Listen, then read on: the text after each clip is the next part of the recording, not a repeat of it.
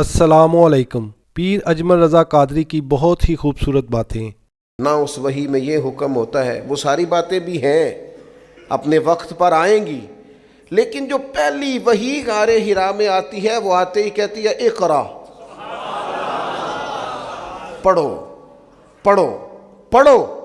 پڑھو گے تو توحید والے بھی ہو جاؤ گے، پڑھو گے تو اخلاق والے بھی ہو جاؤ گے، پڑھو گے تو حقوق ادا کرنے والے بھی ہو جاؤ گے، پڑھو گے تو تم خود بخود دیکھو گے سوسائٹی میں اچھے لوگ کس طرح سے وقت گزارتے ہیں۔ اقرا بسم ربک الذی خلق، ہاں پڑھنا اس رب کے نام سے جس نے پیدا کیا ہے، پڑھنا اس رب کے نام سے جس نے اللہ کی رضا کے لیے پڑھنا، اور جو رب پڑھائے وہ پڑھنا، دین پڑھنا، اخلاقیات پڑھنا۔